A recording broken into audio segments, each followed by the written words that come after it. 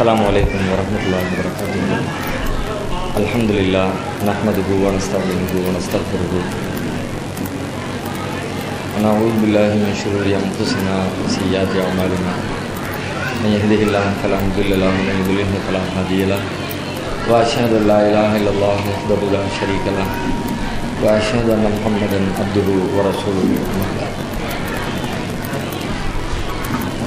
கண்ணியத்திற்குரிய எல்லாம் வல்ல அல்லாஹ்வின் நல்லடியார்களே, அருமை தாய்மார்களே, சகோதரர்களே, ஒரு அருமையான நிகழ்ச்சிகளே நாம் அனைவரும் கூடியிருக்கிறோம். நம்முடைய அடுத்த தலைமுறையை படித்த தலைமுறையாக ஆக்க வேண்டும் என்ற உணர்வோடு அவர்களுக்கென்று ஒரு கல்விக்கூடத்தை உருவாக்கி மார்க்க விஷயங்களை அவர்களுக்கு கற்றுக் கொடுத்து அவர்களை பிறருக்கு மார்க்கத்தை எடுத்துச் சொல்லுகிற மார்க்க அறிஞர்களாக உலகிற்கு அனுப்புகிற ஒரு அற்புதமான நிகழ்விலே நாம் அனைவரும் கூடியிருக்கிறோம். இந்த நேரத்தில் சில செய்திகளை நாம் நினைவுபடுத்திக் கொள்ள கடமைப்பட்டிருக்கிறோம். இஸ்லாமிய மார்க்கத்தினுடைய அடிப்படையான செய்திகள் என்று சிலவற்றை நீங்கள் தொகுத்தால் அதிலே முதலிடத்தில் இருக்கிற செய்தி என்னவென்றால், அறிவு சார்ந்த விஷயங்கள் தான் இஸ்லாத்தினுடைய முதல் அடிப்படையிலே அமைந்திருக்கிறது. அறிவில்லாமல் ஒரு மனிதன் முஸ்லீமாகவே இருக்க இயலாது. இஸ்லாம் குறித்த அறிவு ஞானத்தை யார் தனது மூளையிலே தேக்கி வைத்திருக்கிறாரோ அவர்தான் அல்லாஹ்வுடைய பாதையிலே முஸ்லீமாகவே கருதப்படுவார். இதற்கு ஒரு சின்ன உதாரணம் சொல்வதாக இருந்தால், அண்ணலும் பெருமகனார் நபிகள் நாயகம் ஸல்லல்லாஹு அலைஹி வஸல்லம் அவர்களுடைய 40 வயது வரைக்கும் இஸ்லாம் என்றால் என்ன என்ற அறிவே இல்லாமல் தான் இருந்தார்கள். 40 வயதிலே அவர்கள் நபியாக தேர்வு செய்யப்பட்டதற்கு பிறகுதான் அல்லாஹ் என்றால் யார், வேதங்களை பற்றி, மறுமையை பற்றி, இது போன்ற இஸ்லாத்தினுடைய அடிப்படைகளை எல்லாம் அதற்கு பிறகுதான் அவர்கள் அறிந்து கொண்டார்கள். அது வரைக்கும் அவங்களுக்கு இஸ்லாத்தினுடைய எந்த அடிப்படைகளும் சொல்லித்தரப்படவில்லை, அறிந்திருக்கவும் இல்லை. இது குர்ஆனிலே அல்லாஹ்வும் சொல்லி காட்டுகிறான். வஜதக லால்லன் ஃபஹதா, உம்மை உமது இறைவன் வழி தவறியவராக கண்டு உமக்கு அவன் வழிகாட்டினான்.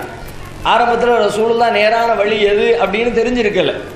மா குந்த தத்ரீமல் கிதாபு வலல் ஈமான், ஈமான் என்றால் என்ன, வேதம் என்றால் என்ன என்பது குறித்து நீர் அறியாமல் தான் இருந்தீர். அல்லாஹ்வுடைய தூதருடைய ஆரம்ப காலம் அப்படி தான் இருந்துச்சு.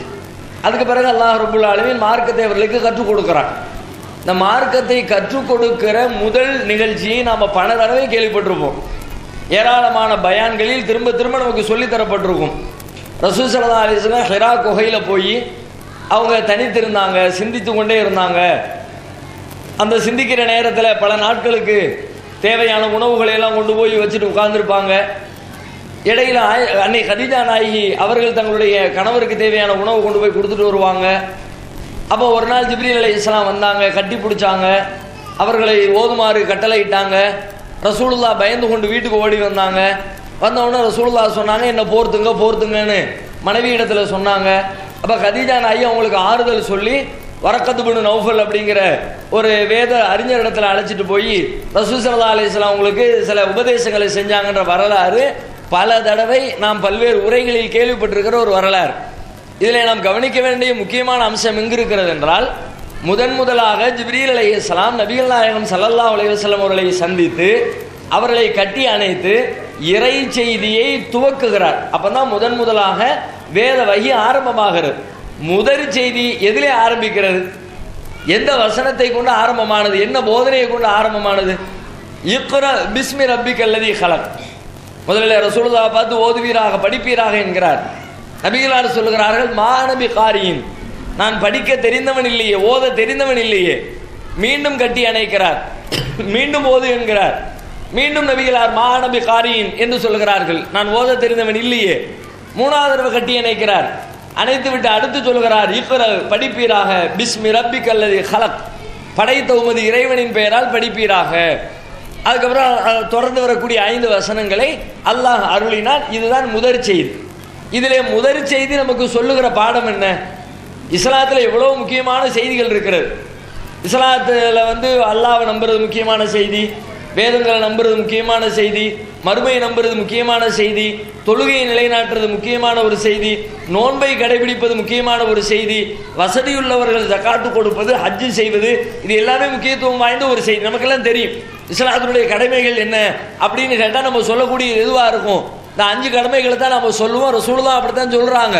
அப்ப இந்த அளவுக்கு இஸ்லாத்தில் முக்கியத்துவம் வாய்ந்த நிறைய செய்திகள் இருக்கும் பொழுது அதையெல்லாம் விட்டு தொழுகையை பத்தி பேசல, நோன்பை பத்தி பேசல, ஹஜ்ஜை பத்தி பேசல, ஜகாத்தை பத்தி பேசல, வேற எந்த தான தர்மங்களை பத்தி பேசல, பிறருடைய கொடுக்கல் வாங்கலை பத்தி பேசல, வியாபாரத்தை பத்தி பேசல, உலகத்தினுடைய எந்த நன்மை தீமைகளை பற்றியும் பேசல. பேசுகிற முதற் செய்தி என்ன? இக்ரா, படிப்பீராக என்ற செய்தி தான். படி அப்படிங்கிறது ஏன் அந்த செய்தி சொல்லப்படுகிறது? அதுதான் இஸ்லாத்தினுடைய பேஸ். முதல்ல படிங்க, அல்லாஹ்வை படிங்க, வேதங்களை படிங்க, படிச்சு அறிவை வளர்த்து கொள்ளுங்கள். அந்த அறிவு என்ற கட்டிடத்தின் அடித்தளத்தின் மீதுதான் இஸ்லாம் என்ற கட்டிடம் உருவாக்கப்பட்டிருக்கிற காரணத்தினால் அறிவு குறித்து இந்த அளவிற்கு நமக்கு அறிவுறுத்தப்பட்டிருப்பதை நாம் பார்க்கிறோம். ஆனால் இன்றைக்கு முஸ்லிம்களாக இருக்கிற பல பேரிடத்துல இஸ்லாம் என்றால் என்ன என்ற அடிப்படை அறிவு இல்லை. எதிலிருந்து கற்றுக்கொள்வதற்கு பேர் இஸ்லாம், அந்த ஞானம் இல்லை. முஸ்லிம்கள் என்று தங்களை சொல்லிக் கொள்கிறார்கள். ஆனால் இஸ்லாத்திற்கு நேர் எதிர்மறையான காரியங்களை எல்லாம் தங்களுடைய வாழ்க்கையிலே கடைபிடித்துக் கொண்டிருக்கிறார்கள். தங்களுடைய முன்னோர்கள் எதையெல்லாம் செய்துவிட்டு சென்றார்களோ அதையெல்லாம் செய்துவிட்டு நான் முஸ்லீமாக இருக்கிறேன் என்கிறோம். நம்முடைய ஊரிலே பழக்க வழக்கமாக எது கடைபிடிக்கப்படுகிறதோ அதை செய்துவிட்டு நாம முஸ்லீம்களாக இருப்பதாக சொல்லிக் கொள்கிறோம். இதிலிருந்து இதையெல்லாம் செய்யக்கூடியவர் முஸ்லீமாக இருப்பாரா? யார் முஸ்லீமாக இருப்பார்? திருமறை குர்ஆனிலே அல்லாஹ் கேட்கிறான், ஒய்தா கீலலகும் இத்தபிஉ மா அன்ஸலல்லாஹ், அவர்களிடத்தில் அல்லாஹ் அருளியதை பின்பற்றுங்கள் என்று சொல்லப்பட்டால் நத்தபிஉ மா அல்ஃபைனா அலைஹி ஆபானா, எங்களுடைய முன்னோர்களை எந்த வழியில் கண்டோமோ அப்படித்தான் நாங்கள் அவர்களைத்தான் பின்பற்றுவோம் என்று சொல்லுகிறார்கள். அவ்வளவுக்கான ஆபாவுகும் லா யாக்கிலூன ஷைஅன் வலா யஹ்ததுன், அவர்களுடைய முன்னோர்கள் எதையும் அறியாதவர்களாகவும் நேர்வழி பெறாதவர்களாகவும் இருந்தாலும் அவர்களுடைய முன்னோர்களை பின்பற்றுவார்கள். முன்னோர்கள் செய்ததை செய்துவிட்டு தன்னை முஸ்லிம் என்று சொல்லிக் கொண்டால் அவருக்கு பெயர் முஸ்லிம் இல்லை. இஸ்லாத்தினுடைய வழிமுறையை கடைபிடிக்கிறவர் என்றால் அவர் அல்லாஹ் சொன்னதை, அல்லாஹ்வுடைய தூதர் சொன்னதை கடைபிடிக்க வேண்டும். ஆனால் அதுக்கு பேர் தான் இஸ்லாமிலே தெரியலையே. எங்கிருந்து வாங்கினால், எங்கிருந்து பெற்றால், எதை கடைபிடித்தால் அதற்கு பெயர் இஸ்லாம் என்ற அறிவே இல்லாமல் நம்மில் பல பேர் நாங்களும் முஸ்லீம் என்கிறோம். அப்ப இந்த நிலை மாற வேண்டும். நாம் அல்லாஹ்விடத்தில் முஸ்லிம் என்ற பட்டியலில் இடம்பெற வேண்டும் என்றால் இஸ்லாம் என்றால் என்ன என்ற அறிவு இருக்க வேண்டும். அந்த அறிவை கற்றுக் கொடுக்கிற ஒரு கல்வி கூடம் தான், அறிவு கூடம் தான் அல் ஹிக்மா என்ற இந்த அறிவு கூடமாக உருவாக்கப்பட்டிருக்கிறது. இந்த அறிவு கூடத்திலே இருந்து உருவாகக்கூடிய மலர்கள் இவர்கள் உலகமெல்லாம் பரவி சென்று மார்க்கத்தை கற்றுக் கொடுக்க வேண்டும் என்று நாம் ஆசைப்படுகிறோம்.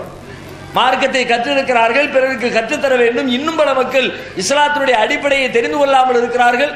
அவர்கள் இஸ்லாம் குறித்து புரிந்து நல்ல முஸ்லீம்களாக வாழ வேண்டும் என்பதற்காக நம் ஊரிலே இருக்கிற மாணவிகளை எல்லாம் அழைத்து வந்து மதரசாவிலே வைத்து பாடத்தை கற்றுக் கொடுத்து மார்க்கத்தை அறிந்து கொள்ளுங்கள், அதை உங்கள் வாழ்க்கையிலே கடைபிடியுங்கள் என்பதற்காக ஒரு கல்விக்கூடத்தை பல்வேறு சிரமங்களுக்கு இடையே உருவாக்கி இங்கே நடத்தி கொண்டிருக்கிறார்கள். இதில் கவனிக்க வேண்டிய முக்கியமான செய்தி என்ன? அறிவு அவசியமானது, அதிலே மாற்று கருத்து இல்லை. இன்னும் சொல்ல போனால் அறிவை குறித்து நபிகளாருக்கு அல்லாஹ் சொன்னார், நபியே நீங்கள் அல்லாஹ்விடத்திலே பிரார்த்தனை செய்யுங்கள். எப்படி பிரார்த்தனை செய்யுங்கள்? அதிகமான அறிவை தா என்று பிரார்த்தனை செய்யுங்கள். ஜித்னி இல்மா, இறைவா எனக்கு அறிவை அதிகமாக வழங்கு என்று அல்லாஹ்விடத்திலே துவா செய்யுங்கள். நபிகளாரும் துவா செய்தார்கள். அதனோடு சேர்த்து இன்னொரு துவாவையும் செய்தார்கள். அதிகமான அறிவை தா என்று கேட்ட ரசூல் ஸல்லல்லாஹு அலைஹி வஸல்லம் அவர்கள் அந்த அறிவு எப்படிப்பட்டதாக இருக்க வேண்டும் அதுக்கும் அல்லாஹ்விடத்தில் ஒரு கோரிக்கை வைத்தார்கள். அல்லாஹும்ம இன்னி அஊது பிக மின் இல்மின் லா யன்ஃபா, இறைவா பயனில்லாத கல்வியை விட்டு, அறிவை விட்டு உன்னிடத்திலே நான் பாதுகாப்பு தேடுகிறேன். என்னுடைய அறிவு, நான் கற்றிருக்கிற இந்த செய்தி, நான் பெற்றிருக்கிற இந்த ஞானம் எனக்கு பயனளிக்கக்கூடியதாக இருக்க வேண்டும். இன்றைக்கு பல பேரிடத்தில் அறிவு இருக்கிறது, பயனில்லாத கல்வியிலிருந்து யாரெல்லாம் எனக்கு பாதுகாப்பு தா அப்படின்னு ரசூலுல்லாஹ் அல்லாஹ்விடத்தில் துவா செஞ்சாங்க. இப்போ இங்கே படித்திருக்கிற மாணவிகளுக்கு அறிவு கிடைத்திருக்கிறது. ஆனால் அது பயனுள்ள அறிவாக இருக்குமா, பயனற்ற அறிவாக இருக்குமா, அதுதான் சமூகத்தில் அவர்கள் போனதற்கு பிறகு பிரதிபலிக்கும். எப்படிப்பட்ட அறிவாக இந்த அறிவு இருக்க வேண்டும்? பயனுள்ள அறிவு. பயனுள்ள அறிவு என்றால் என்ன? எந்த அறிவு சமூகத்திற்கு நன்மை தருகிறதோ அந்த அறிவு பயனுள்ள அறிவு. எந்த அறிவு சமூகத்திற்கும் எந்த மனிதருக்கும் நன்மையை ஏற்படுத்தவில்லையோ அந்த அறிவு பயனற்ற அறிவு. இன்றைக்கு உலகம் அறிவினுடைய உச்சாணி கொம்பிலே ஏறி அமர்ந்திருக்கிறது என்று பெருமை அடிக்கிறார்கள். அறிவு என்று சொன்னால் சாமானியமான அறிவில்லை.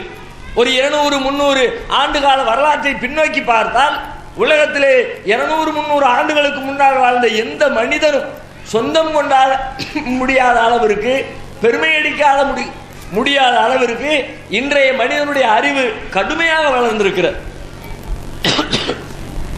வளர்ச்சி எந்த அளவிற்கு அதை சொல்லவே தேவையில்லை. ஒவ்வொரு விஷயத்திலையும் வளர்ச்சி. உண்ணுகிற உணவிலே வளர்ச்சி, உடுத்துகிற உடையிலே வளர்ச்சி, இருக்கிற இருப்பிடத்திலே வளர்ச்சி, பயன்படுத்துகிற வாகனங்களில் வளர்ச்சி, இன்னபிற பொருட்களில் வளர்ச்சி, கையில் இருக்கிற செல்போன் வளர்ச்சி, கேமரா வளர்ச்சி, வீடியோ வளர்ச்சி, கம்ப்யூட்டர் வளர்ச்சி, இன்டர்நெட், எக்கச்சக்கமான வளர்ச்சி. இவை அனைத்துடைய பின்புலம் என்ன? எல்லாம் அறிவு தான். அறிவு அறிவு அறிவு அறிவு என்று சொல்லி அறிவின் உச்சாணியிலே ஏறி அமர்ந்திருக்கிறான். ஆனால் நேற்றைய தினம் தொலைக்காட்சிகளே திரும்ப திரும்ப அத்தனை தொலைக்காட்சிகளிலும் ஒளிபரப்பப்பட்ட ஒரு செய்தியை நீங்கள் பார்த்திருப்பீர்கள். என்ன அறிவு வளர்ந்து விட்டது, இப்படிப்பட்ட ஒரு நாகரீகமற்ற மிருகமாக மனிதன் இருக்கிறானே என்று பார்க்கிறவர்களை எல்லாம் கோபப்பட வைக்கிற ஒரு செய்தி. ஒடிசா மாநிலத்தினுடைய ஒரு பழங்குடியை இனத்தை சார்ந்த ஒரு பெண் அரசு மருத்துவமனையிலே மரணித்து போகிறாள். மரணித்து போன அந்த பெண்ணை அடக்கம் செய்ய வேண்டும் என்றால் அவருடைய ஊருக்கு எடுத்து செல்ல வேண்டும். மருத்துவமனையிலிருந்து ஏறத்தாழ 60 கிலோமீட்டர் தொலைவிலே அந்த பெண்ணுடைய வீடு இருக்கிறது. அதற்காக ஒரு ஆம்புலன்ஸை தாருங்கள் என்று அரசிடத்தில் கேட்கிறான். இலவசமாக ஆம்புலன்ஸ் வசதி செய்து தர முடியாது என்று அரசு மருத்துவமனை நிர்வாகம் மறுக்கிறது. அவனுடைய மனைவியின் உடலை பெரிய போர்வையிலே வைத்து சுற்றி அதை தன்னுடைய தோளிலே தூக்கி வைத்துக் கொண்டு மனைவியின் உடலோடு 60 கிலோமீட்டர் பயணத்தை தொடங்குகிறார்.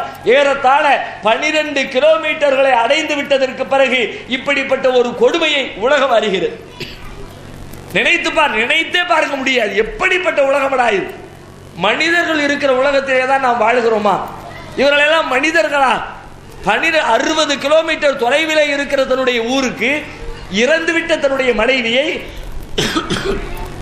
12 வயது மகளை தன்னோடு பக்கத்திலே நடத்தி கொண்டு 12 கிலோமீட்டர் தொலைவிற்கு ஒரு மனிதன் தன் தோளிலே தனது மனைவியை தூக்கி நடந்திருக்கிறான், பிணத்தோடு நடந்திருக்கிறான் என்று சொன்னால் அதை பார்த்தும் பாராமுகமாக இருக்கிற நீ தூக்கி சென்றால் தூக்கி செல் என்று வாழ்ந்து கொண்டிருக்கிற அவர்கள் எல்லாம் மனிதர்களா? அவனை அனுப்பி வைத்தது யார்? மருத்துவர்கள் அனுப்பி வைத்தார்கள்.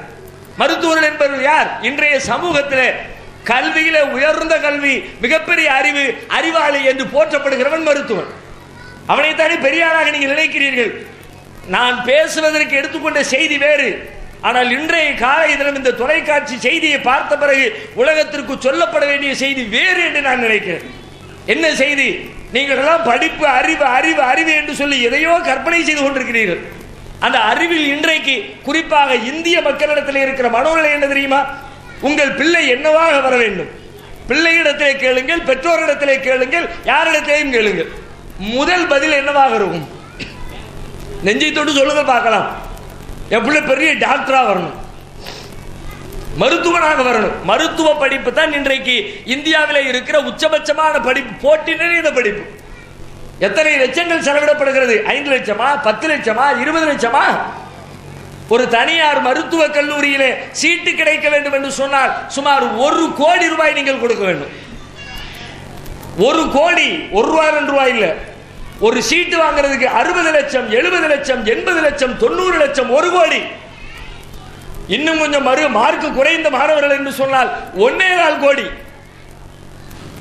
என் புள்ள மருத்துவர் ஆயிரும், டாக்டர் ஆயிரணும். வெள்ளையும் சொல்லையுமா அவன் ட்ரெஸ்ஸை மாட்டிக்கிட்டு காதல ஸ்டெதஸ்கோப் தூக்கி மாட்டிக்கிட்டு மருத்துவம் பார்க்கணும். எதற்கு? எத்தனை பேர் அறிவு, பெரிய அறிவாளி, பெரிய ஜீனியஸ், பதவியில உச்சபட்ச அறிவு என்று இன்றைய இந்திய உலகம் கொண்டாடி கொண்டிருக்கிற இந்த மருத்துவ மிருகங்கள் தான் அவனை அனுப்பி இருக்கிறார்கள். உனக்கு ஆம்புலன்ஸ் தர முடியாது என்று மறுத்து அவனை 60 கிலோமீட்டர் தூரத்திற்கு தன்னுடைய மனைவியின் பிணத்தை தூக்கி கொண்டு செல்ல என்று சொல்லி இருக்கிறார்கள். இந்த அறிவு தேவையா? இந்த மருத்துவ படிப்பால் உங்களுக்கு கிடைத்தது மூளையில வேண்டுமானால் அறிவு சேர்ந்திருக்கலாம். ஆனால் வாழ்க்கையில இந்த மருத்துவர்கள் தோற்று போனார்களா இல்லையா?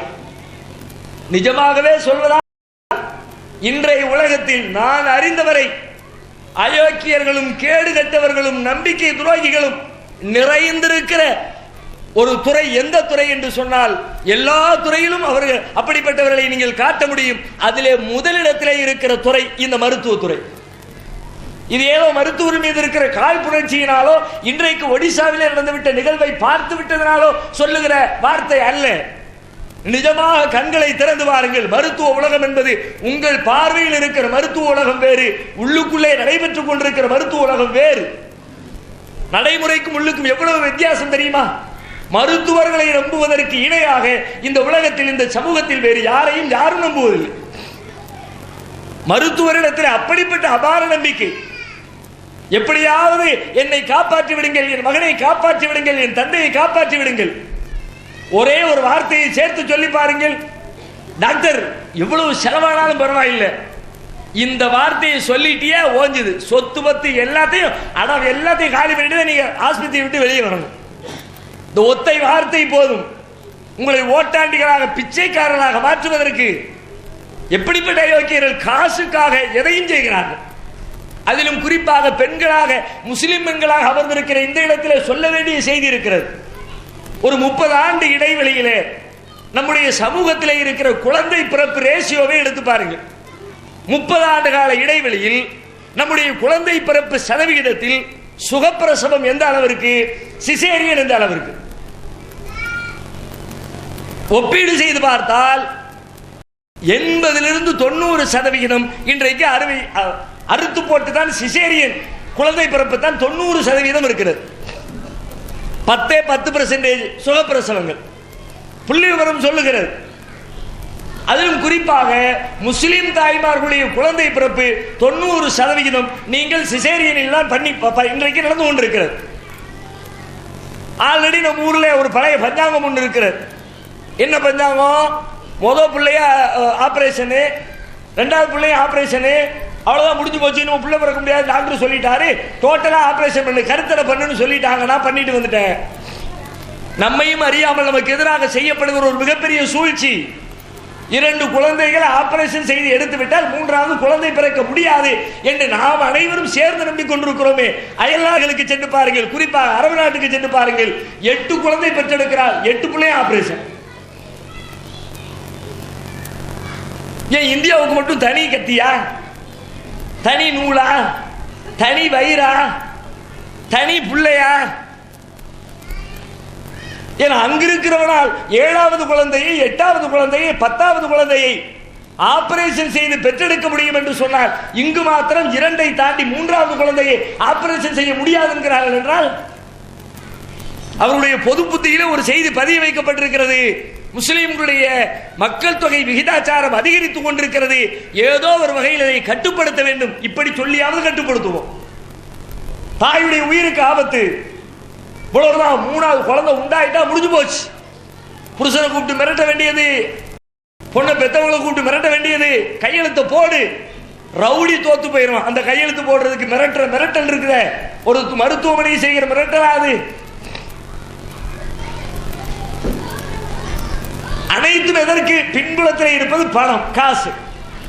இந்த பணத்திற்காக எதையும் செய்வதற்கு தயார் என்ற நிலையிலே மருத்துவர்களில் பெரும்பாலானவர்கள் இருக்கிறார்கள். உதாரணத்துக்கு ஒன்றை சொல்லுகிறேன். இந்த பிரசவம் குறித்த செய்தியை நீங்கள் சிந்தித்து பார்த்தால், ஒரு 5-6 ஆண்டுகளுக்கு முன்னால் திண்டுக்கல்லுக்கு அருகிலே நடந்த ஒரு நிகழ்ச்சி. திண்டுக்கல்லுக்கு பக்கம் மலையில பழங்குடியின மக்கள் வாழ்ந்து கொண்டிருக்கிறார்கள். அரசாங்கம் ஒரு முடிவெடுக்கிறது, பழங்குடியின மக்களை அவர்களை நவீனப்படுத்த வேண்டும், நகர்ப்புற வாதிகளை போல அவர்களை வாழ வைக்க வேண்டும், அவர்களுக்கு படிப்பு தர வேண்டும், அவர்களை மேம்படுத்த வேண்டும் என்று திட்டம் தீட்டி அவர்களுக்கு என்று ஒரு தனி பொறுப்பாளரை நியமித்து அதன் பூர்வாக வேலைகள் நடைபெற்றுக் கொண்டிருக்கிறது. அது நடந்து கொண்டிருக்கிற நேரத்தில் ஒரு பெண்மணி கருவுறுகிறார். குழந்தை பெறுவதற்குரிய நேரம் நெருங்கிவிட்டது. அதிகாரிகள் சொல்லுகிறார்கள், வீட்டில எல்லாம் பிரசவம் பார்க்க கூடாதுமா, ஆஸ்பத்திரியில தான் பிரசவம் பார்க்கணும். ஏதாவது ஒன்று இடக்கு ஒன்று ஆயிடுச்சுன்னா திடீர்னு அவசரத்துக்கு ஒன்றும் பண்ண முடியாது. அதனால உங்களை ஆம்புலன்ஸ்ல எடுத்துட்டு போய் திண்டுக்கல் கவர்மெண்ட் ஆஸ்பத்திரியில் வச்சு அவங்களுக்கு வைத்தியம் பார்த்து குழந்தை பிரசவத்தை பார்த்து கொள்ளலாம் என்று இந்த பெண்ணை அழைக்கிறார்கள். இந்த பெண் எத்தனாவது பிரசவம்? இது 10வது பிரசவம். ஏற்கனவே ஆல்ரெடி ஆஸ்பத்திரி வாழையே இல்லை, 9 பிள்ளைய காட்டுக்குள்ள பெற்றுட்டா. 10வது குழந்தை இதிலே கூட இன்னொரு செய்தி சொல்ல வேண்டியது இருக்கிறது. 10வது பிள்ளைன்னு சொன்னவொன்னா ஆங்காங்க பல்வேறு பல்கள் பளிச்சென்று தெரிகிறது. என்னவா 10வது பிள்ளையா? சில பேர் ஆச்சரியத்தோடு பார்க்கிறார்கள், பல பேர் அதை ஒரு விதமான கேவலத்தோடு பார்க்கிறார்கள். இதுல என்ன கேவலம் இருக்குங்கிற? 10 பிள்ளை பெறாத கேவலமா?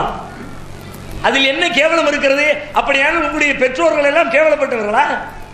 உங்களுடைய தாத்தாவுடைய எண்ணிக்கை எத்தனை, உங்களுடைய பாட்டிகளுடைய எண்ணிக்கை எத்தனை எடுத்து பாருங்கள். எங்க நல்லா கூட பிறந்தவங்க அவங்க 6 பேரு, ஆம்பளை பிள்ளைங்க 6, பொம்பளை பிள்ளைங்க 7 என்று பேசுகிறோமா இல்லையா? இதில் கேவலத்திற்கு என்ன வேலை இருக்கிறது? ஒரு கேவலமும் இல்லை.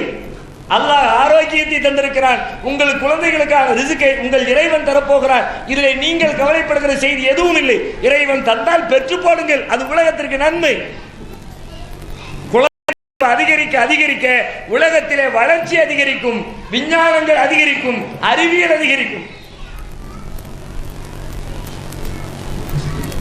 இன்னைக்கு உலகத்தில் இருக்கிற எல்லா கண்டுபிடிப்புகளின் பின்னணியில் இருப்பது என்ன தெரியுமா? மக்கள் தொகை அதிகரிச்சதுதான் அதற்கான காரணம். இப்ப மைக் இருக்கு உதாரணத்துக்கு, இந்த மைக்கை யார் கண்டுபிடிச்சா, ஏன் கண்டுபிடிச்சா? யாரு கண்டுபிடிச்சா தேவையில்லை, எவன் கண்டுபிடிச்சிட்டு போகட்டும், அவனை பத்தி நமக்கு என்ன இருக்கு? ஏன் கண்டுபிடிச்சான்? இந்த மாதிரி ஒரு இடத்துல 1000 பேர் கூடி உட்காரணும், 500 பேர் கூடி உட்காரணும், ஒரு இடத்துல பேசுறோம், பேசும்பொழுது இங்க பேசுறோம் இங்க கேட்காது அப்படின்னா இந்த மாதிரி ஒரு மைக் இருந்துச்சுன்னா ஈஸியா அங்க போய் சேர்த்தலாம். அதுக்கு தானே கண்டுபிடிச்சான். மக்கள் தொகை பெருகவே இல்லை. மொத்த அதிராம்பட்டினத்தில் அந்த காலத்தில் இருந்த மாதிரி மொத்தமே 50 பேர் தான் இருக்கிறாங்கன்னு வச்சுக்குவோம். அப்ப மைக்கு தேவையா? மைக்கத்துக்கு ஓரம் கட்டி நேர்ல பேசிட்டு போயிடும். மைக் எப்ப தேவைப்படும்? நாம பேசுற பேச்சு தூரத்தில் உள்ளவங்களுக்கு காது கேட்காது, அப்பதான் மைக்கே தேவைப்படும். எல்லாம் அப்படித்தான். இங்க இருந்து பஸ் விட்டு இருக்கிறாங்க பட்டுக்கோட்டைக்கு, பஸ் போகுது. மொத்த அதிராம்பட்டினத்துடைய மக்கள் தொகையை மொத்தமே 25 பேர். பஸ் விடுவானா? ஒரு ஆட்டோ கூட இருக்காது. இதுல சம்பாதிக்க முடியுமா? விட மாட்டார்கள். எதை எடுத்தாலும் அப்படித்தான். கோழி கறி கடை வச்சிருக்கிறாங்க, பிராய்லர் கோழி. முந்தையெல்லாம் கோழி வேண்டும் என்றால் நாட்டுக்கோழி வீட்டில் வளர்ப்பாங்க, அதை அறுத்து சாப்பிடுவாங்க, அதோட முடிஞ்சு போச்சு. ஆனா இன்னைக்கு நினைத்த நேரத்தில் நள்ளிரவு 12 மணிக்கு கடைக்கு போனாலும் 1000 கிலோ கறியை வாங்கிட்டு வந்துடலாம். எப்படி இவ்வளவு கோழி? நிறைய மக்கள் வந்துட்டாங்க, நிறைய தேவை இருக்கும், நிறைய கண்டுபிடிப்போம். மக்கள் தொகை வளர வளர உலகம் வளரும், அறிவியல் வளரும், விஞ்ஞானம் வளரும், கண்டுபிடிப்புகள் வளரும். எனவே இந்த குழந்தைகளை பெற்றுக்கொள்வதில் உங்களுக்கு தயக்கம் வேண்டாம். அதனால் கேவலம் என்று நீங்கள் என்ன வேண்டாம். அது உலகத்திற்கு நீங்கள் செய்கிற நன்மை என்பதை புரிந்து கொள்ளுங்கள்.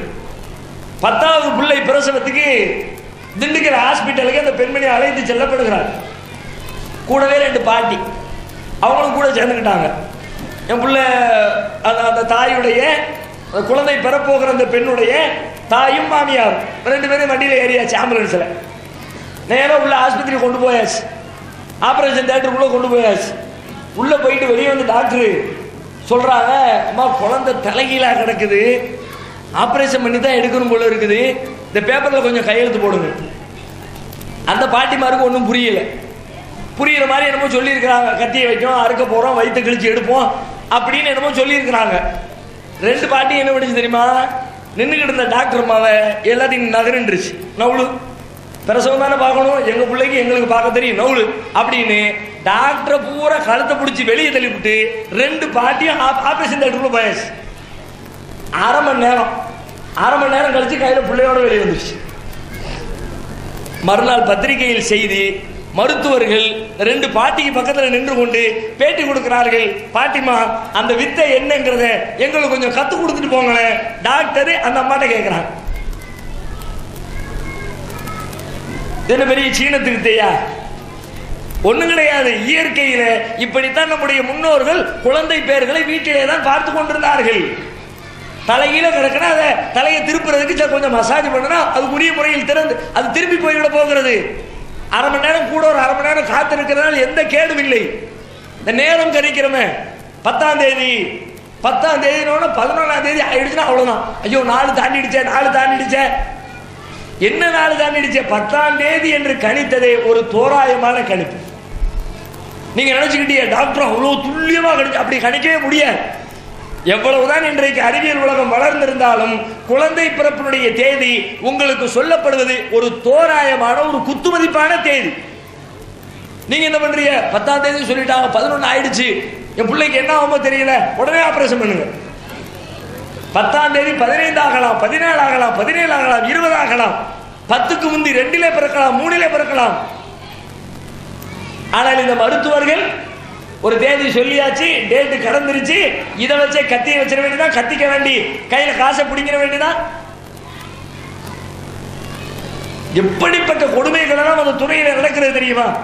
எதற்கு நான் மருத்துவத்துறையை சொல்லுகிறேன்? மருத்துவத்துறை தான் அறிவின் உயரத்திலே இருப்பதாக நாம் நினைத்துக் கொண்டிருக்கிறோம். சமீபத்தில் தனியார் தொலைக்காட்சியிலே ஒரு நிகழ்ச்சி ஒன்று ஒளிபரப்பானது.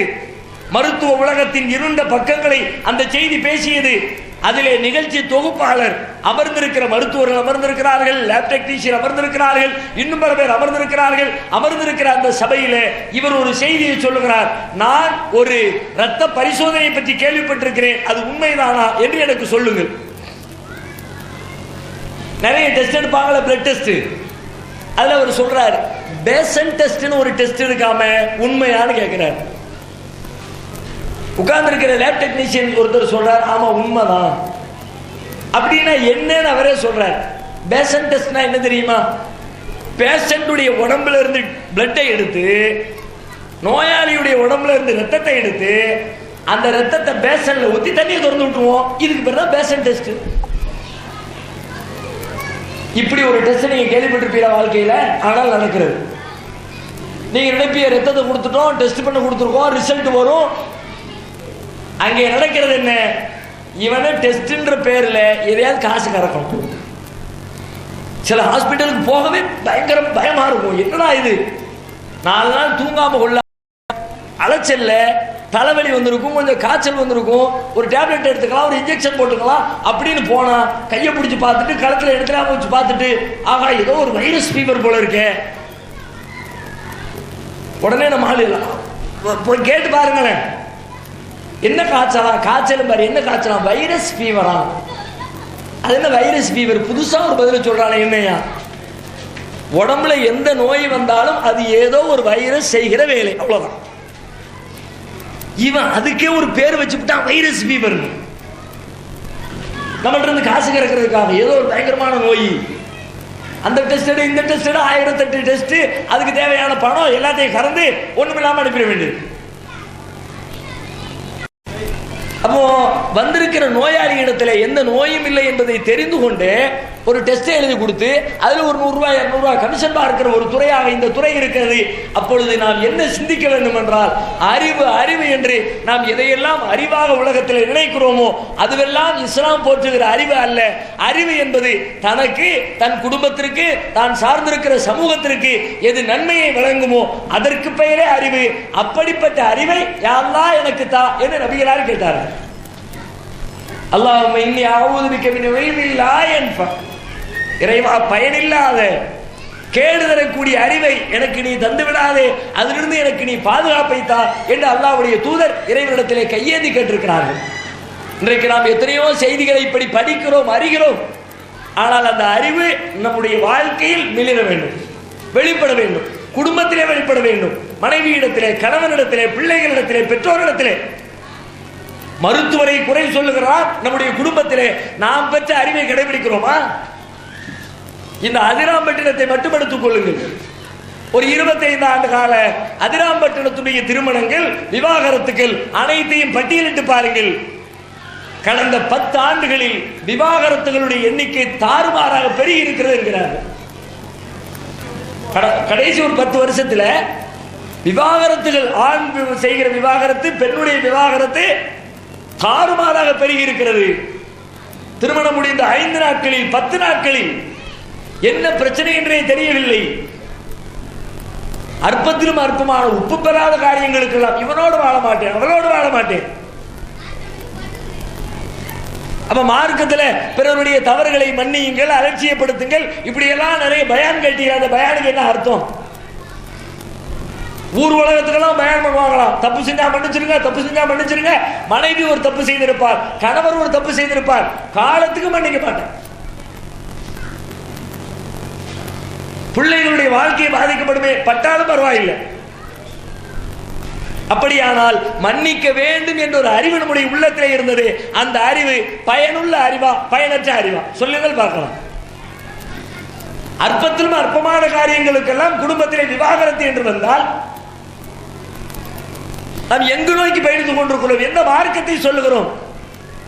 எந்த சமூகத்தை உருவாக்க நினைக்கிறோம்? நம்முடைய நிலையே இப்படி என்றால் நமக்கு அடுத்து வருகிற அடுத்த தலைமுறை இதையே கடைபிடித்தால் இன்னும் கொடுமை அதிகமாகுமே. யோசித்து பார்க்க வேண்டாமா? அனைத்து விஷயங்களிலேயும், அதிலும் திருமண நேரங்களிலே மணப்பெண் தேடுகிறார்கள், மண மாப்பிள்ளை தேடுகிறார்கள். தேடுகிற நேரத்தில் வருகிற அவலங்கள், குழந்தை வளர்ப்பு என்ற பெயரால் குழந்தைகளை நாம் கெடுத்து குட்டிச்சுவராக்கி கொண்டிருக்கிறோம். இது மாதிரி பெற்றோர்கள் எல்லாம் ஏன் பிள்ளையை நீங்க பெத்தீங்கன்னு கேள்வி கேட்க வேண்டியது இருக்கு. மாப்பிள்ளை பார்க்க போறாங்களா, ஒரு பெண்ணை பார்த்து விட்டு வந்து மாப்பிள்ளை இடத்துல இந்த பெண்ணை பார்த்திருக்கிறோம், பார்க்க போகிறோம், திருமணம் முடிக்கலாமா என்று கேட்டால் இந்த மாப்பிள்ளை சொல்லுகிறானாம், அந்த பெண்ணுக்கும் இந்த பையனுக்கும் தொடர்பு இருக்கிறது, நான் பேஸ்புக்கிலே பார்த்திருக்கிறேனே.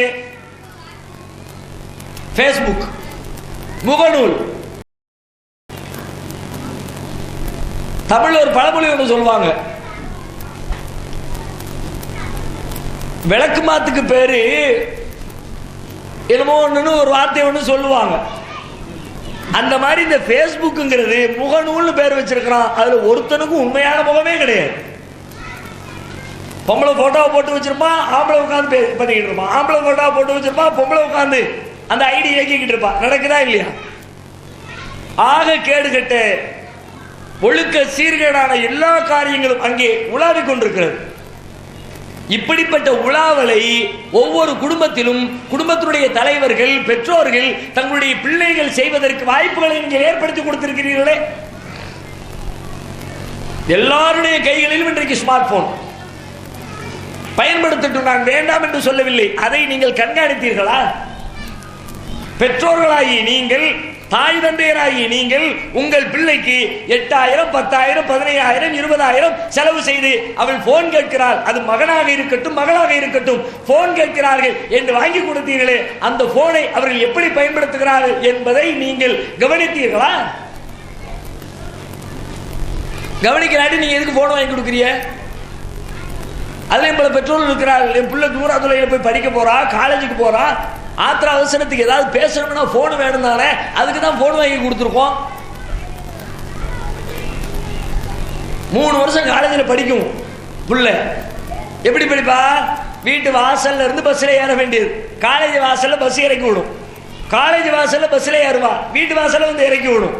இந்த நிலையில இருக்கிற ஒரு கல்லூரிக்கு புள்ள தூரா தொலைல போய் படிக்குது, ஆத்திர அவசரத்துக்கு தொடர்பு கொள்றதுக்கு ஒரு போன் வேண்டாமா? அதான் போன் வாங்கி கொடுத்தோம். எத்தனை வருஷம் ஆச்சு? 3 வருஷம் ஆச்சு. சரி, இந்த 3 வருஷத்துல எத்தனை ஆத்திரம் வந்துச்சு, எத்தனை அவசரம் வந்துச்சு? ஒரு தடவை வந்திருக்காது. அவசரம்னு சொல்றதே எதை சொல்றோம்? அவசரம் என்று சொல்லுவது வீட்டுல திடீர்னு ஏதாவது மௌத்து, அதான அவசரம். மௌத்தை தாண்டி வேற என்ன அவசரம்?